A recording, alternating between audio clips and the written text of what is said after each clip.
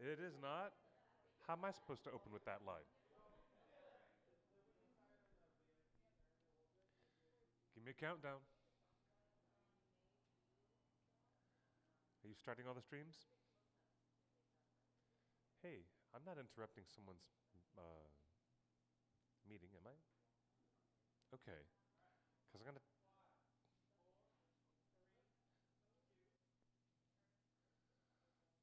0. We have liftoff. Wow, that was a great countdown, Justin. That was worthy of one of the Apollo missions. That was very exciting. The build up, the countdown. Thank you, Justin. Unfortunately, you guys didn't hear that, but welcome to the show again, live from Scum and Villainy Cantina. Indeed, we are here broadcasting again for Torn Tuesday. Yay! We got the claps over here from Sarah. Sarah's here, Nancy is here. There's a live microphone if you want to grab one, ladies. We are not alone, but we do have news that the rise of Skywalker is no Return of the King. So the verdict is in from the Star Wars fans, and if you were looking for the great Oscar-winning thunderclap that would close the Skywalker 9 film set, it's not an octology, is it a nanology? What, I mean, beyond a trilogy or a quadrilogy, if it's 9 films to make the entire Skywalker story, and it would be if 8 would be an octology, then 9 must be a nanology. Am I crazy? We call it the 9-film saga. We have just been informed that it's no Return of the King, but mixed reviews from the fans. Me, I cannot say for myself.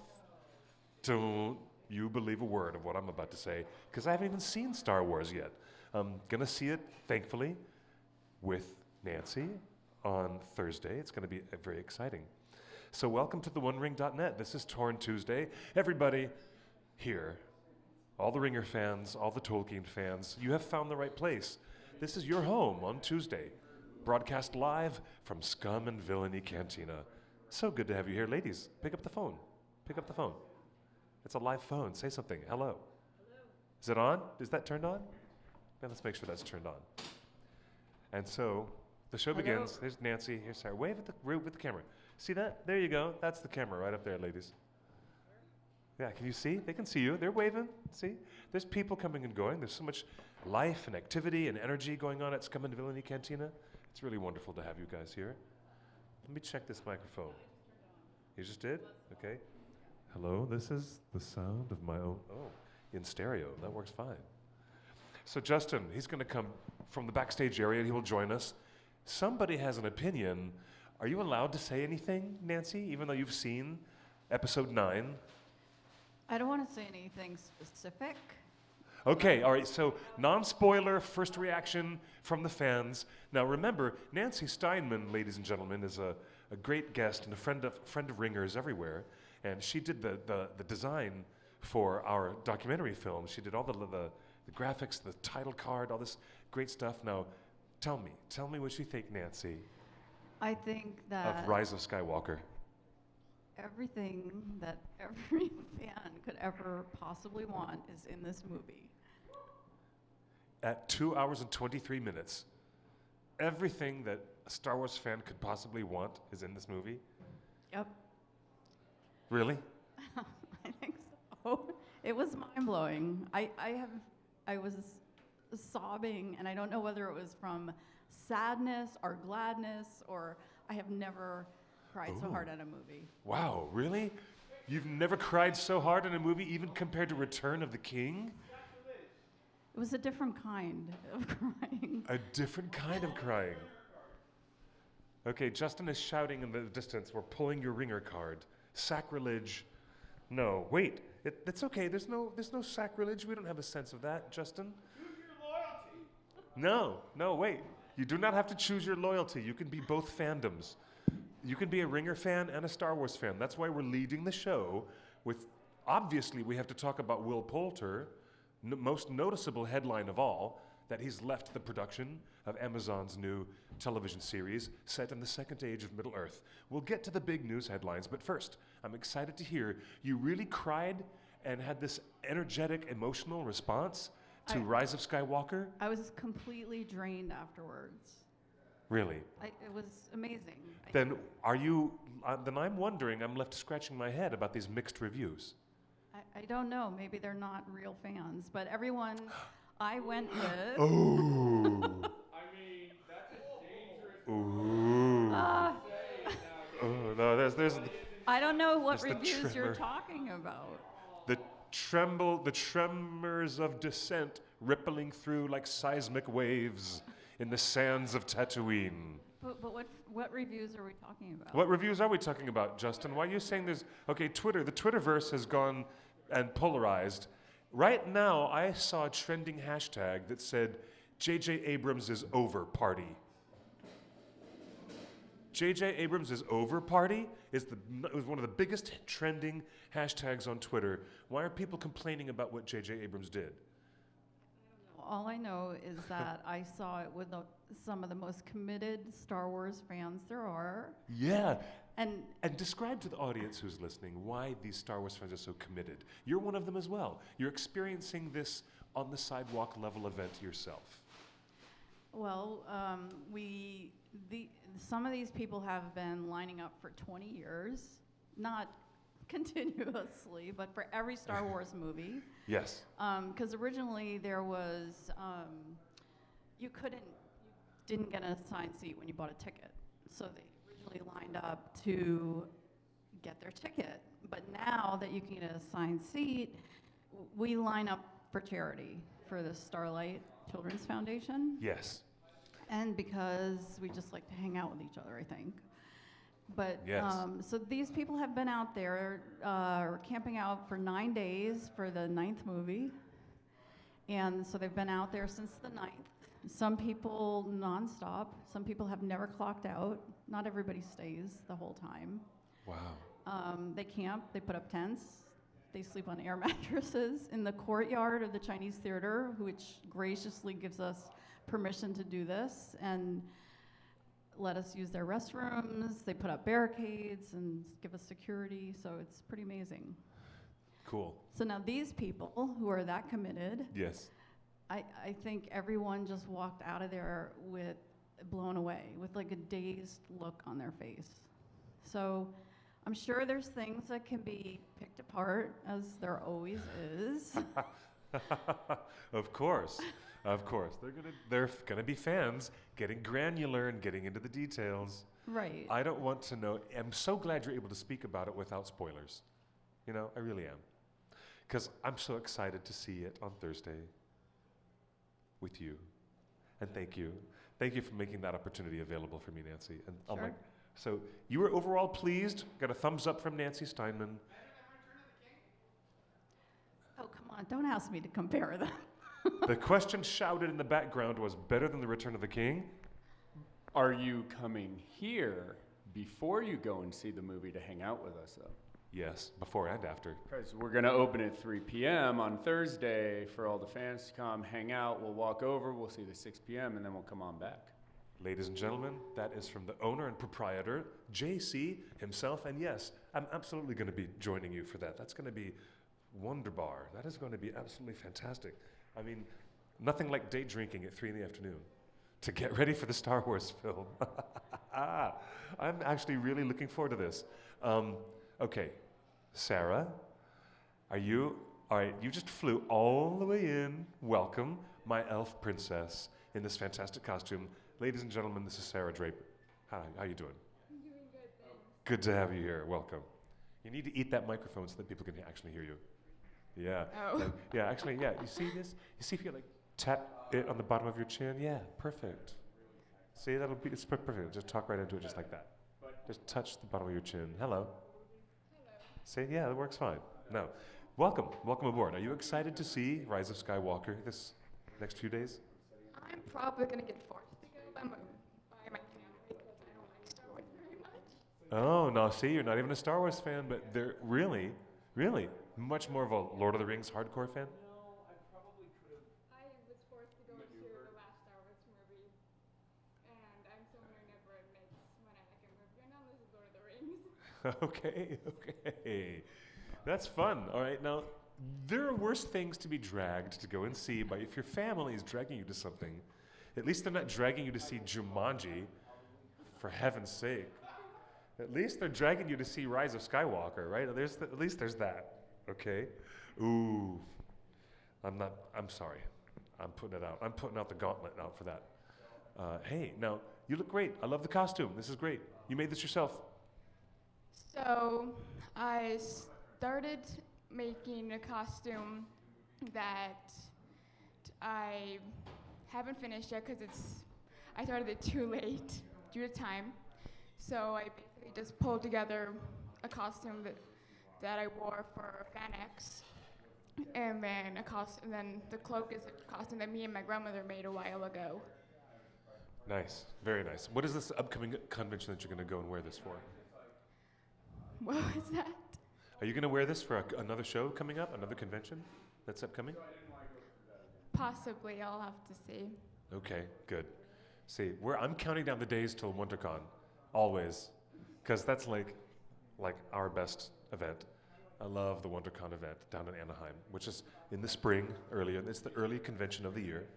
So, and I guess now is the time to start thinking about, I only have a few months left to put together any costume I would want before we get to, that early spring convention at WonderCon. It's really fun. Last year we had this big event with Tolkien, the movie released by Fox Searchlight, starring Nicholas Hoult and Lily Collins, and that was we had a lot of energy, and there was a big panel around that presenting the film Tolkien at the last WonderCon. And then the OneRing.net, of course, will be at every convention throughout the yearly season, including we have a table at New York Comic Con, which was our most recent appearance, was it not? Yes, we just did New York Comic Con, and we have, that closed out the year. Yes, and Dragon Con in Atlanta, and then the big one, of course, in July, which is San Diego Comic Con, the biggest big one of all. But I'm glad you made it to the show. You've been threatening us with a good time. I'm really glad you made it all the way down here to Los Angeles to be, Yeah, it's actually my birthday as well today. And happy birthday as well today. Oh my gosh, really? How old are you today? I'm 25. 25? Welcome to the quarter mile mark. Yes. All right, she made it to the quarter mile. That's great. 25. Congratulations, Sarah. Now, I don't see the live chat like I usually do. Usually, I have the window in front of me where I can see all the people. But if we have the floating phone number, we have a hotline. The hotline is 530-64-FRODO. That's right. I'm getting messages on the hotline right now. It's nice to have you guys live on the show because we're broadcasting out through the Ethernet and the Etherwebs to YouTube Live, Twitter Live, Periscope Live, Instagram Live, and Twitch. And yes, our live chat has been interrupted. What? Who interrupted my live chat? Hey, Pippin, you're at a Cher concert with your nephew? So have a great Torn Tuesday. That's great. That's funny. We just got a message from Pipske. She's one of our regular audience members who comes to chat with us live. And lo and behold, she's at a Cher concert. I hope you guys are having a really good time. And I wish I could turn back time, but I can't. Hey, I'm not even going to do the Cher jokes. I'm not going to do it. Michael, do not pull out the Cher jokes. It's not going to happen. No, don't. Do not. Okay, so seriously, I'm so glad that you're here, Nancy and Sarah, and happy birthday to you, Sarah. All right, what's your preferred birthday drink? Because our very skilled mixologists here at Scum and Villainy, we'll have to prepare some kind of a Middle-earth draft of some kind, an Ent draft. Can we come up with some kind of a green, minty Ent draft of something or other for this lady's birthday? All right, we'll make up something. We'll make up a cocktail just for fun.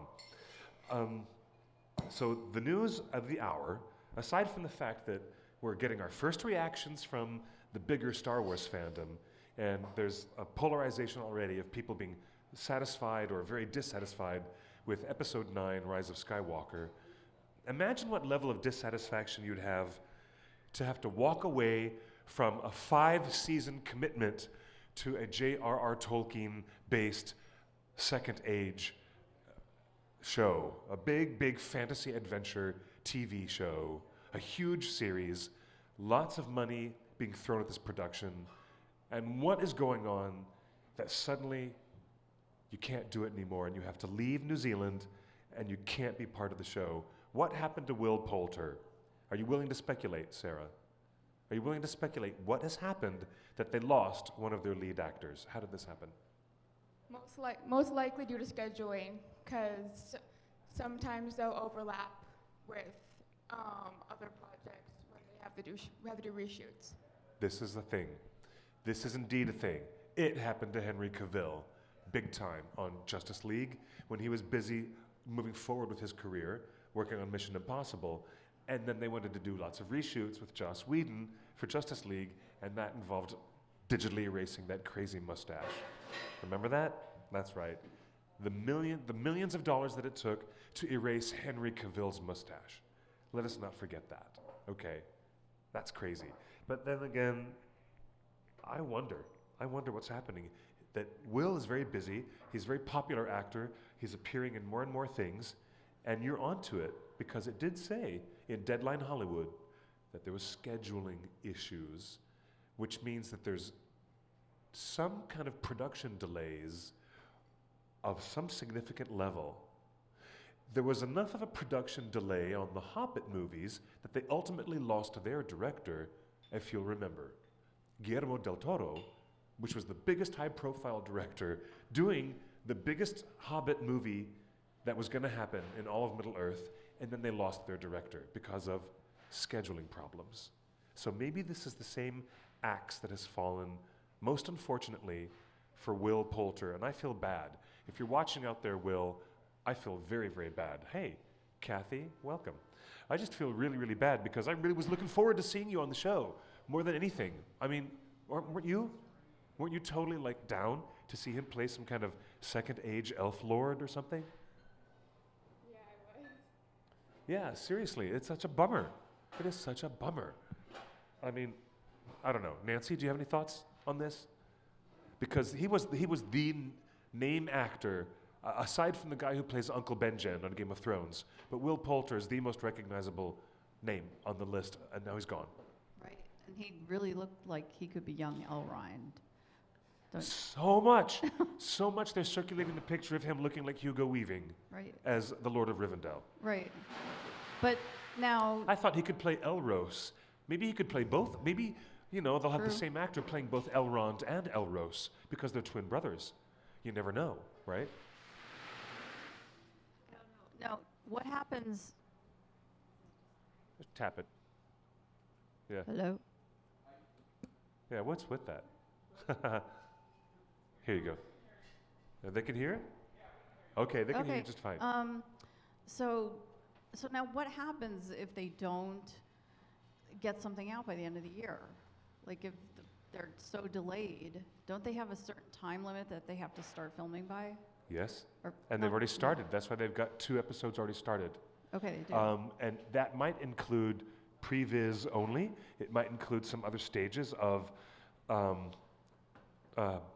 B-roll. They might be getting landscapes done, aerials.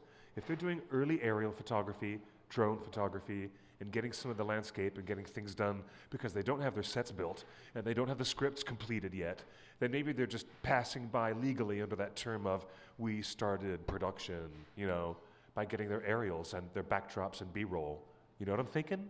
Because I'm thinking about how they have just gotten the news that the director, Bayona, he's just arrived just a week ago or 2 weeks ago to New Zealand.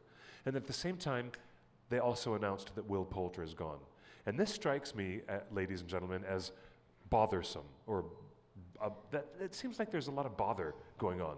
There's some kind of trouble behind the scenes. I don't know what it is, but I sense a disturbance in the force.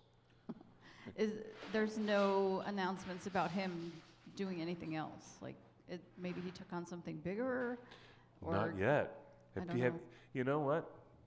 D.B. Weiss and David Benioff said, we're going to step away from doing the Star Wars project because we're dedicated to our Netflix series. But I haven't heard anything in the news that Will Poulter had another commitment. All right. We're also joined by, look who's here. It's Garfemau. Hi, everybody. How you doing, Kathy? It's good to see you.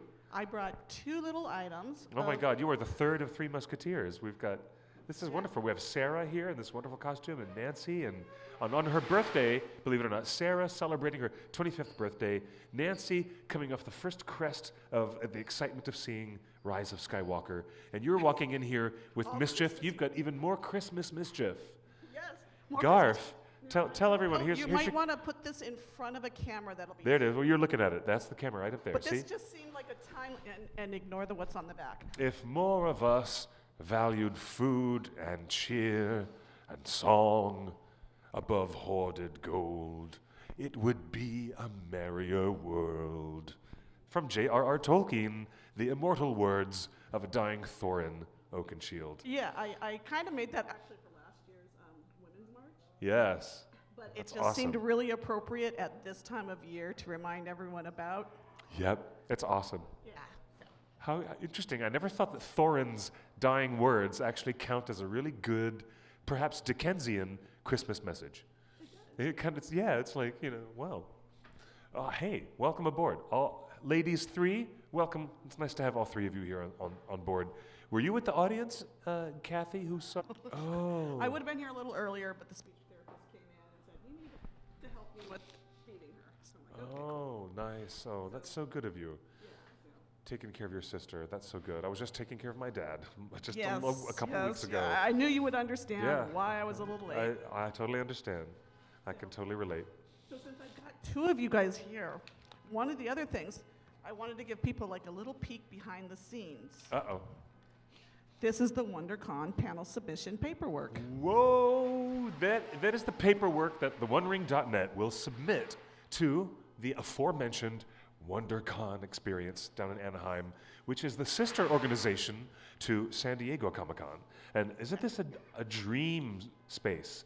I love to invoke Aughra and the Dark Crystal yet again, but isn't this a wonderful experience to be in such good standing with this convention that they invite us to be presenters, and the authority, the OneRing.net always gets to be the authoritative presence for J.R.R. Tolkien fans. And we cover all the news that's fit to print for Tolkien lovers. And we'll see if we can get 2 panels in. So 2 I just- panels instead of 1. You never know. Sounds great. A lot of times they've always been like, "Oh, there's more room at Comic-Con." And I'm like, "Oh, there isn't." Just because there's 20 more rooms doesn't mean there's more room. That's right. So I just thought I would let people know what it looks like when you have to fill out, and it's 2 pages long. Okay. So, because they ask you what kind of audio visual you're going to use, if you're going to pass out things, you have to get permission to give out gifts. If you're going to knock a piñata open and spread cheap candy across the floor, they want to know all the stuff ahead of time, right? I know, they really would. This is exactly what they're asking on this. It's like, what do they want? They want to know your batting average, the blood of your firstborn child. They want everything before we get a. Gosh, it's insane. And then if you get accepted, they want you to then send them a final, your blurb, because you send a blurb to them, but then they're like, "Now is that your final blurb?" Yeah, they care Because about between- content. They do. Well, because between now and say March, when they're getting ready to put the program together, anything could change. It could say, well, how would we describe our panel if we have to write it today? Knowing that months from now, there's going to be some fresh hell that gets reported in the news, like what happened recently with this production losing their star, their lead actor, Will Poulter. I mean, what's going on down there? So that's why, We can't- obviously, what we write now, that's why it's great. When they accept you, they say, now you have a week to edit it and send And something think more about complete. it. And then last year, what they did because of the Tolkien panel is they actually took, It's on. yeah, after the Tolkien Hey. panel, they actually took the, because they were the official thing, and in the blurb I put down, hey, we have a release date. I didn't put the release date in the description because I was like, oh, we're going to announce it. So they came back to me saying, Fox Searchlight is here, so we can't really let you guys announce the date. And I'm like, well, it's already public. It's already been announced. It's April 10th. Yeah, that's right. So once I told them that the date was already, they just let me put the date in the description. Okay. So it goes back and forth, and we do get to update. And we can always, even after they've gone to print, we can update the presentation Hey, online. Justin, we're getting messages that the stream is gone. Okay. Really? I hope it's okay. Yeah. Well, that was 10 minutes ago. Maybe it is back up. I hope it's back up. Sorry, guys, if we lost it, we got it back now. We got it back now. Anyways, 10 minutes ago, I'm looking at my. See how late I am reading text messages that are 10 minutes old? How dare I? I'm sorry to interrupt. The one other subject I wanted to bring up is, and it's because a lot of people started asking about the Tolkien toast and like, what is it? Yeah, so we a few have to people we in have LA to we have to expand this concept to our audience, because it's not something that we localize just for us to do here in Los Angeles. Oh no, Like- I want like the- Tolkien toasts all across the country and Yeah, all across the world. and I'm trying to draw the contrast to this Tolkien toast versus the Bilbo Baggins birthday picnic, Yes. which is something that I really want to differentiate that, because they're both big, big events. One of them, everybody gets to celebrate with relative ease worldwide, wherever you are, in your home or in your restaurant or in your favorite pub. If you're at the Eagle and Child in Oxford, that's the best place to be. Wherever you are worldwide, you can participate in the Tolkien toast in your own time zone whenever it's like what, 9 o'clock? 9 o'clock 9 local o'clock time. at night, local time. And everybody will raise their glass and toast to the professor, just like that, to the professor. And Now, the thing is if you want to have lots, I mean, if you have lots of friends, if you want to make new Tolkien friends, yes, let us know at the One Ring, at spymaster@theonering.net, and Yes. we can post it up on the Facebook page so that people know, hey, there's a group. Well, we know there's a group in Atlanta because Rebecca runs that one. we But do. Boston, New York, London, Paris, France. Munich. Yeah. Everybody talk about pop music. There you go. Hey, you're live on Torn Tuesday. Where are you calling from? Hi, this is Arna. Just wanted to let you know your live chat stopped Oh, hey. on Facebook. Hey, then I better tell Justin. Hey, Justin, the live. It's down again on Facebook, so. Okay, he's gonna check it. Hey, thanks for letting us know. That's awesome. Yeah. Hey, I spoke to Justin a month ago. Just wondered if you heard of my ideas of location scouting, like almost a month ago or so, in casting. Yeah? Oh, did you have some ideas for location scouting in the New Zealand areas? New Zealand and other places too, but there's one thing I didn't mention to Justin, What's that? and it's there's a valley in the southern Alps of New Zealand called Aroki Alpine Village, which I imagine as the overview model for Gondolian City, maybe. Ooh, you mean like the city of Gondolin in the First Age in Beleriand? Yeah. Oh, I mean, cool. matching one of the matching accurately to one of the Ted Nasmith illustrations of the Gondolian city. Wow, that sounds really cool. Name that again in New Zealand, because I want to look this up. I want to check it out. All right. What? It's called. Hang on. I'm gonna find the name to spell it. Hang on. There are many illustrations of Ted Nasmith illustrations of Gondolian, and one of them involves a mountain that looks like Mount Cook in the background. Oh, I love Yeah. any shot that has Mount Cook in the background is one of my favorite shots. And hey, you know what? We all have to have tremendous patience with the pronunciation of Maori words sometimes, because we don't want to mess them up. We want to do them cultural significantly right, but yet we stumble and fall as we may. That's no problem. All In other right, words, Mount Cook is you wanted to Aoraki. know the name of Aroki, Aoraki. That's Mount Cook. Mount Cook Alpine Village. Yeah, that's Mount Mount Cook. Cook. Alpin. Mount Cook Do Alpine you need me Village. to spell it for you? Say that again? Did you say the Mount Cook Alpine Village? Yes. That sounds great. Just let them know that Aoraki and Mount Cook are the same thing. Okay. And it's an overview accuracy similarity to one of the Gondolian city illustrations of Ted Nasmith. Ted Nasmith, yes. His illustrations from the Silmarillion are by far some of the most outstanding. I love them. They're great. That's really cool. There are many illustrations, but one of them is an illustration of Mount Cook in the background plus an image of Hang on, let me look for it. An Okay. image of a girl in a white dress next to an igloo or something on the stone patio or something. Okay.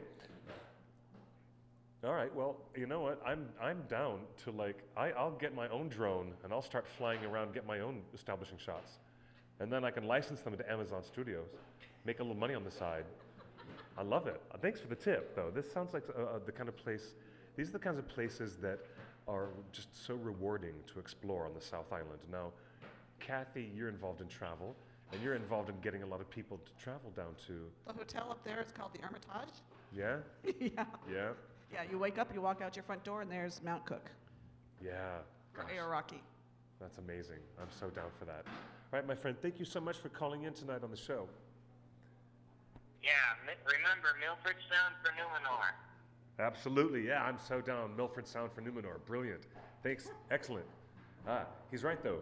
He's quite correct. So were because those there is- rumors there is of actual something- locations, or is this just things No, that he no. thinks matches? He and I we're in full agreement. We're fan casting here. Oh, fan We're casting just- locations? We're fan casting locations, but Okay. he's got some of the best ideas because the unique quality of the fjords in Milford Sound Oh, yeah. are second only on Earth to those Doubtful in and Norway. Dusky Sounds, but Doubtful and Dusky Sounds. I mean, there's more Yes. than one sound down there. Yeah. And But you wanna- Dusky Sound is amazingly smooth, calm. I mean, whereas Milford Sound can sometimes be choppy. Super choppy, but you get this striking like coastline and where the water meets this ragged fjord rock formations that come down.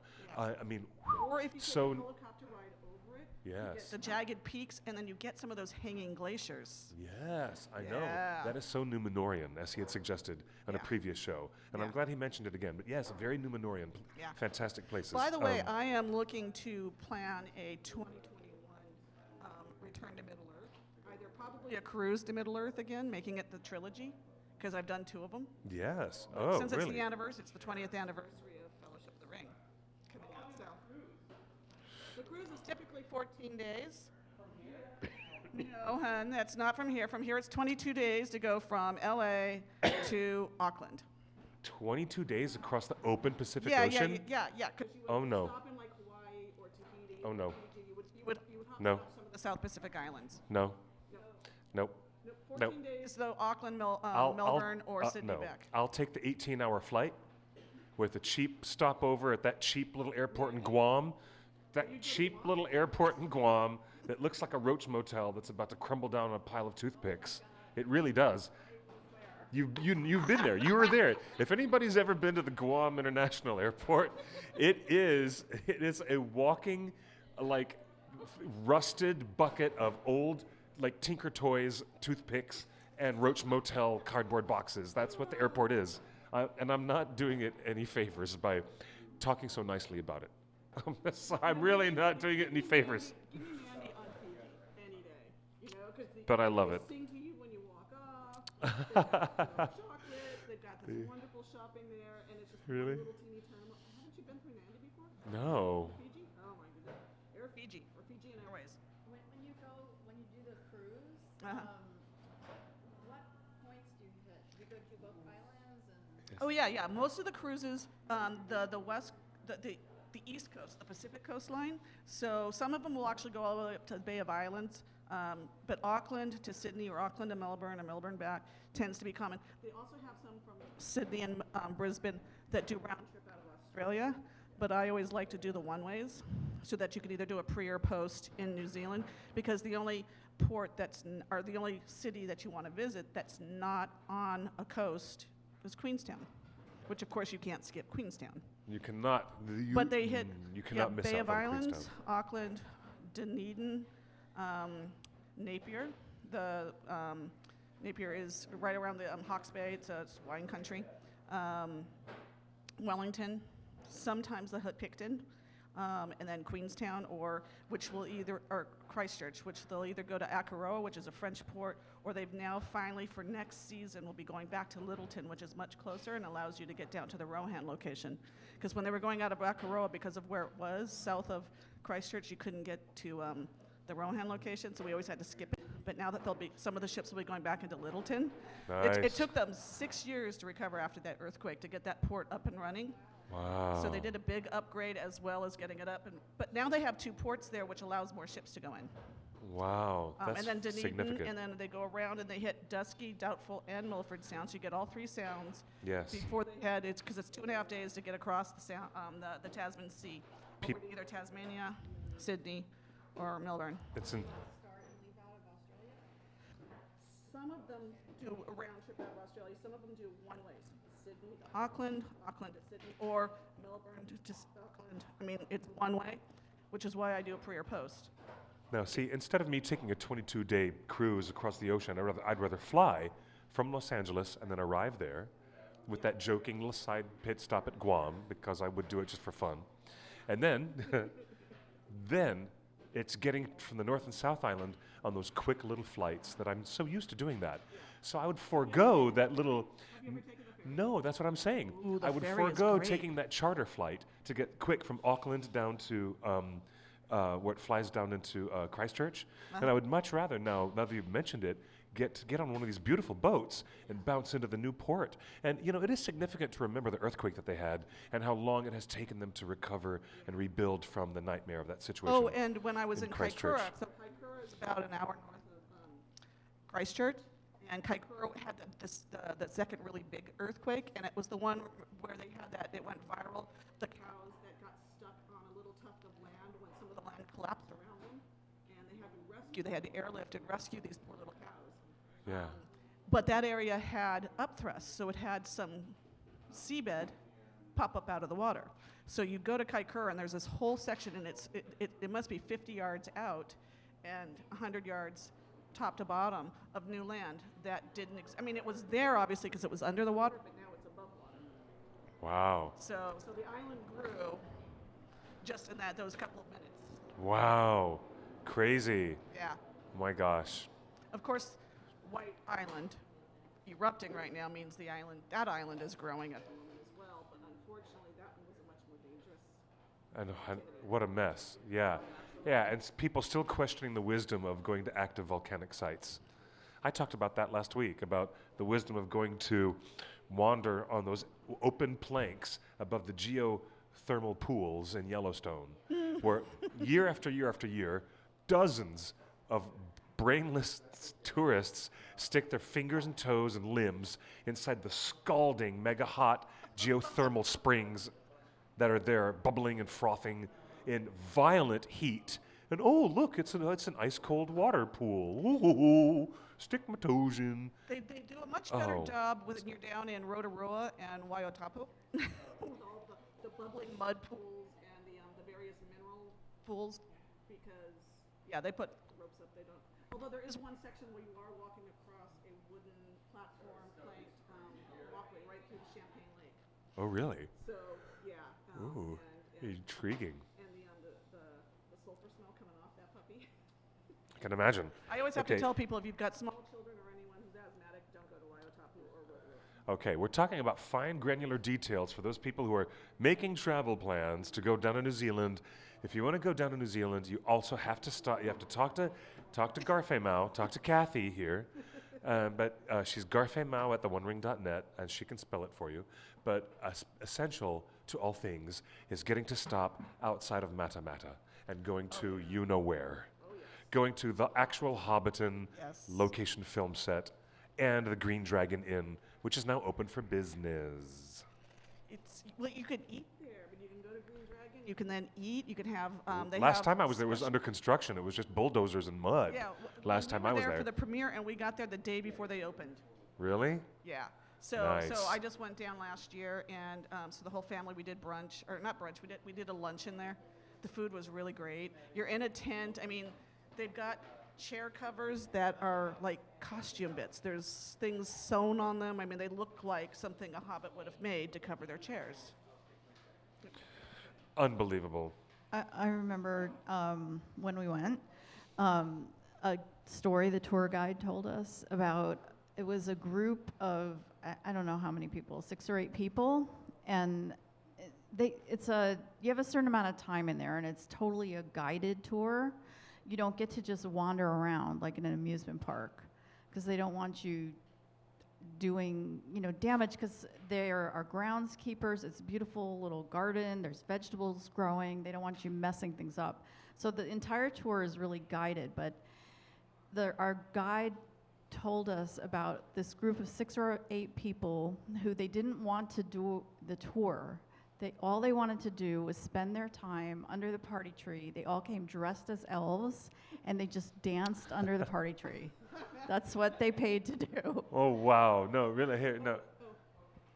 So That's when great. the first cruise to Middle Earth I did in 2008, the Ring Sisters all went down. They were part of the group. We had half of our people brought costumes because we did a costume contest on board the ship. But the Ring Sisters wore full Hobbit gear. Yes. When we went to Hobbiton. And of course, at that time, it had not been redecorated, so it was still the white base versions. There were actually lambs gambling around on the lawn. It was hilarious. But we all went over to the party tree, and the girls definitely did the same thing. Well, no, Sarah, isn't that a dream come true to be dressed in this elven regalia and to actually be there in New Zealand to be able to frolic under the Shire trees? I'm actually working on moving there the next few years. Absolutely. Yeah, that's going to be very exciting. That's going to be quite a trip. All right. I'm going to pass this question. Now that we have a panel, I'm going to ask all of our panelists, and I'm going to even ask JC if he wants to. We'll start with you, Kathy. We'll start with you, okay? We'll pass the microphone back and forth down our panel. All right. What's going on down there in New Zealand with Amazon Studios not telling us a whole lot. I mean, we know that J.A. Bayona is down there because he posted a picture from a restaurant in Wellington or in Auckland. Yeah. We also know the studio is in Auckland.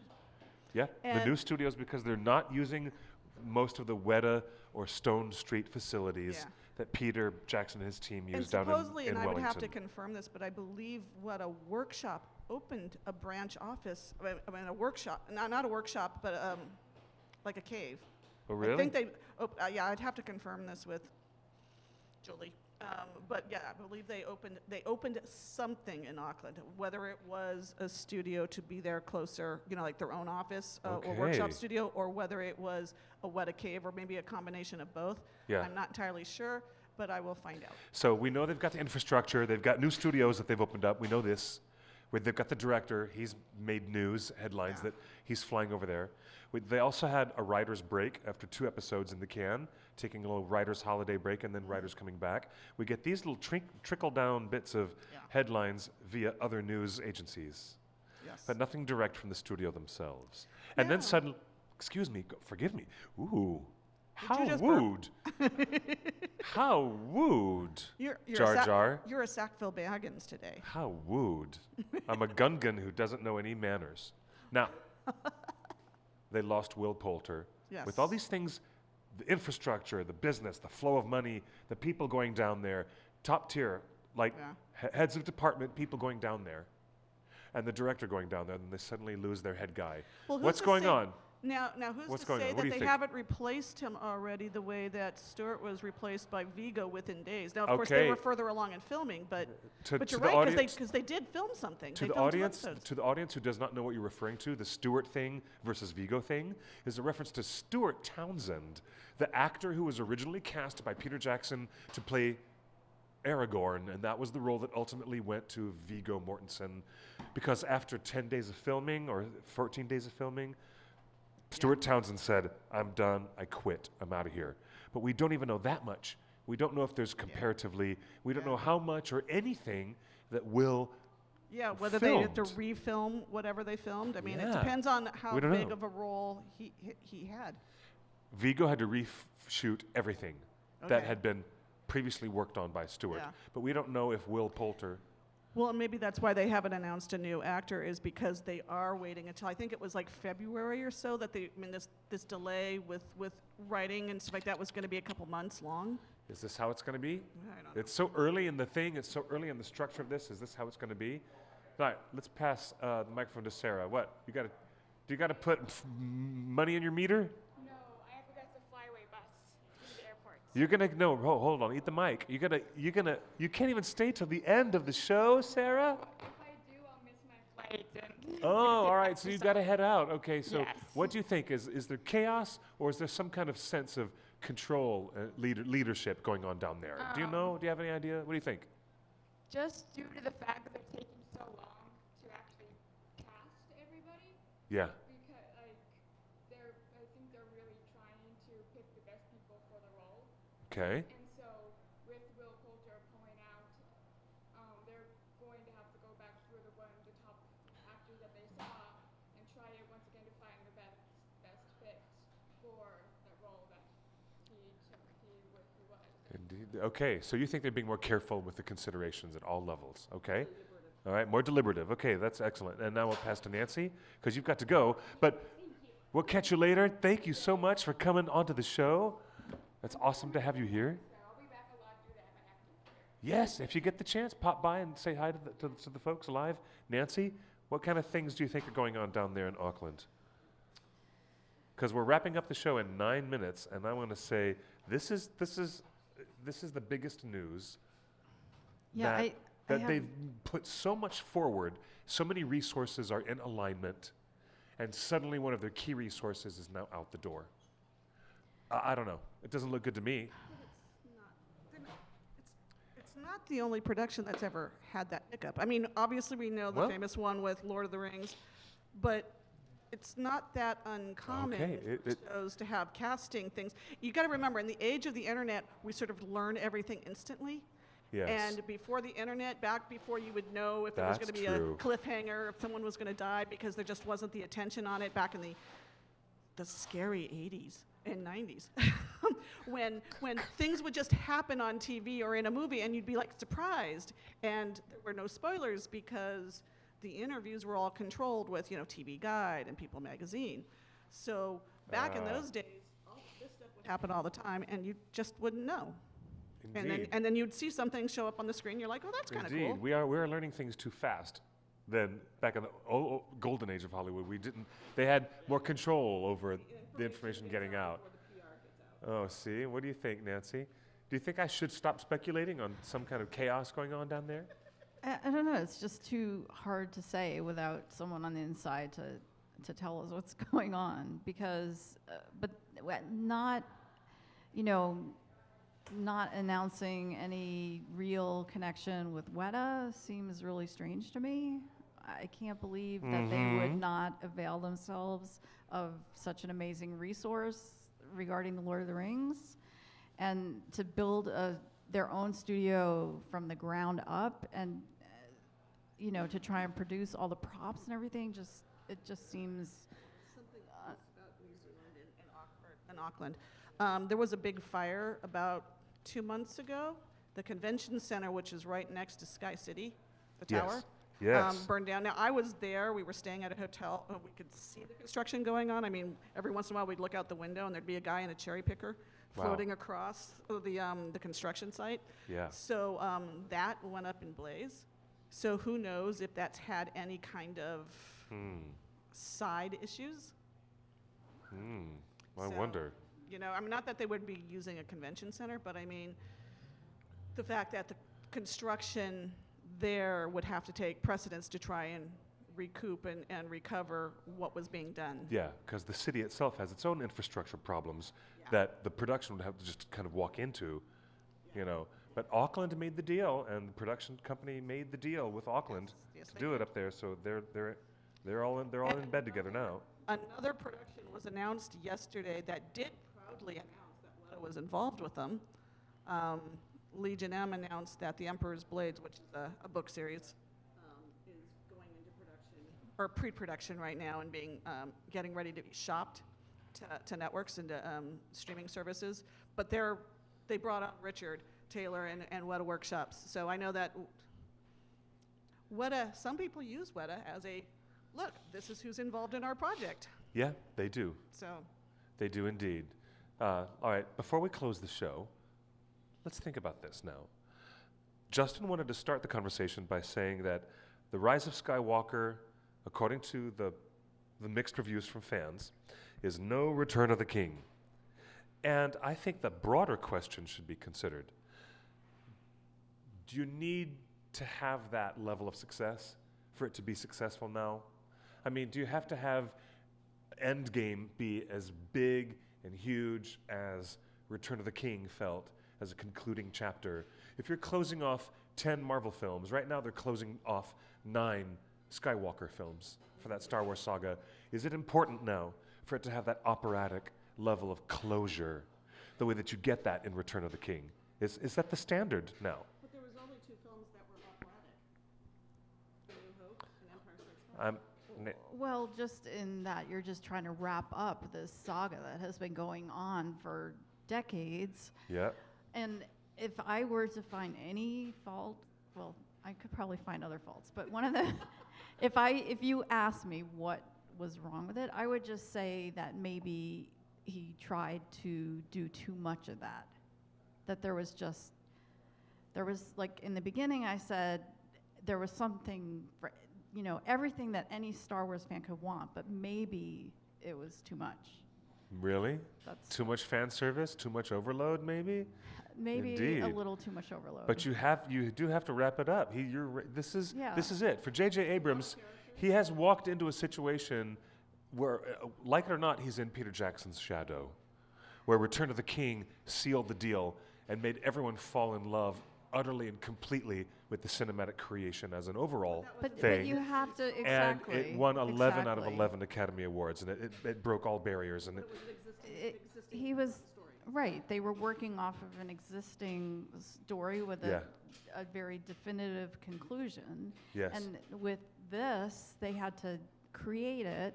And I think what they were saying was, well, if we don't do this, people are going to be disappointed. If we don't, so there may have been. It's just I don't want to give anything away. oh, see, all right. I know you don't want to give anything away, but yeah. So since our stream did go out, we might want to reiterate the Tolkien toast one more time. Yes, let's do that. Okay, so on January 3rd, which is the birthday of J.R.R. Tolkien, people gather. Sometimes you can gather, sometimes you can do it on your own, just to celebrate Professor Tolkien. And you can go to a restaurant. You can, like I said, you can have a hot chocolate at home with some whipped cream on it, and you toast the professor. And the toast is a simple to the professor. You just raise your glass and say to the professor. It's always done at 9 p.m. your local time. If you want to gather with some friends, go for it. You can hit Starbucks, you could hit a bar, your favorite pub. If you're in England, go to Eagle and Child, or any pub, basically, really. Yeah, if there's a thing in your local town or in your city next door that has a British pub type of flair or atmosphere, then that's the one you want to be at. And if you want to make more Tolkien friends, feel free to email spymaster@theonering.net and just let them know that you're hosting one somewhere, or you would like to host one at somewhere in your own town and everything like that. And we can post a little note on how they can find you, and we can put it on one of the Facebook pages, and you can just go from there. And because we'd love to see and have people send in pictures of the Tolkien toast, because we're going to do a big one here in Hollywood. We want people to send in those pictures Yeah. of their Tolkien toast on January 3rd. And we'll mention it again, definitely, next Tuesday. Justin, are we doing the Christmas Eve thing? It's Christmas Eve. Is anyone going to be watching? It's Christmas Eve. Are we going to do the live reading? 8 o'clock Eastern on Christmas Eve? Let's put it to the fans. Let's put it to the fans. Hey, fans, do you want to watch me sitting in Grandpa's rocking chair in my robe and my pipe in front of the fireplace, What are you gonna doing read? a live reading of The Hobbit, our Christmas tradition? Would you like to tune in on Christmas Eve? We're going to put it to the fans. Vote right there on our Facebook. The whole book, can you get it done in an hour? No. To read the whole book, it's going to be an 8.5, 9.5 hour. read some really cool little It would be a segments. 9.5 hour affair. Okay. It'd be a day-long affair to read, and I would read the entire book. Well, I know you've read it. If I know could. you've done it. You've done the whole I've read the whole trilogy Lord of the plus it. Rings, yes. So we have a Christmas tradition here at theonering.net where you guys can come and join me in front of the fireplace, and while I pull out my guitar. No, I won't. But I will read The Hobbit on Christmas Eve. If you guys vote for it, we'll put the vote out on Twitter and Don't- on our Facebook. don't do it. Please mention it in the posts in response to this video. If you're in the YouTube archive, it'll be fun. But if you want me to do it, I'd be more than glad to do it. on Christmas Eve, okay? We're going to close the show now. Are there any last words, ladies? Just one thing that we had mentioned at the panel was that there's a really beautiful edition of the Father Christmas letters. Oh, yeah. We have a gift list, a really excellent, great gift-giving list. If you're looking for stuff to get for Tolkien fans, any Ringer fans in your life, or maybe a little something for yourself, go to theonering.net on your web browser and take a look, right? Take a look at our holiday gift guide. And that Father Christmas letters is one of my favorite things that Tolkien ever made. It is the most whimsical, pure fun that Tolkien could have ever had, And it's inventing the world of Father Christmas. It's not just writing, it's his beautiful illustrations as well. So many. Yeah. So many great illustrations. Wonderful. Nancy, thank you for mentioning that. Thank you, Nancy, as well, not just for mentioning Father Christmas letters, but for being such a great illustrator and a graphic designer yourself. Your talent shines at all times. I'm so glad to have had you and worked with you professionally over the years. And thanks for supporting us at The One Ring over this time. Thank you. Thanks for having me, and happy holidays. Yay! And we're going to see the movie together on Thursday. And I can have my mind blown as well. Okay, and also thank you. Thank you, Kathy, for joining us on the show as well today. Yep, no problem. And yes, make sure you hit us up at theonering.net and let us know that you're going to do a Tolkien toast. Seriously, I'm going to lay down a challenge on the Facebook page for people to submit pictures from all over the country and all over the world on Tolkien's birthday. Yep. Professor Tolkien's birthday coming up on January 3rd. So if we do not do a broadcast on Tuesday, December 24th, and we likewise should, we really, really should. We've got lots of news that comes to us from Amazon Studios. We're not doing a show on New Year's Eve, that's for sure. But Christmas, we'll do a show. But again, I'm laying out more sarcastic comments at the expense of Amazon Studios. They've given us an embarrassment of information. Not. We'll have so many ball-busting headlines about the Lord of the Rings series in the Second Age. Not. We're not going to have it. What we're going to do is bring you more incredibly granular fan speculation, as only can be done at theonering.net. That's exactly what this is going to say. And, believe it or not, we're going to have probably a special announcement from Royd Tolkien, the great-grandson of J.R.R. Tolkien himself, because he is about to launch a documentary film that he created about the life and the loss of his younger brother. And it's called, who died of Lou Gehrig's disease, ALS. And it's called A Hole in My Bucket. It's a really, really wonderful documentary feature film that was created by Royd Tolkien himself, the scion of the professor, J.R.R. Tolkien. We're going to have more news and information about that coming up next week, and hopefully we'll do a great Christmas read. Until then, thank you, everybody, for joining theonering.net. Yet again, this is Torn Tuesday, signing off. Until next week, you can find me, Clifford Broadway, on all kinds of social media, at QuickBeam2000, on Twitter and Instagram. And Nancy and Kathy, thank you so much again for being with us, panelists. And behind the scenes, thank you to Justin and to JC and to Scum and Villainy Cantina. My hat is off to you. And so, at the end of all things, God bless us, everyone. Merry Christmas, Happy Holidays, Happy Hanukkah. And to all I say, a good night, buenos noches y buena suerte.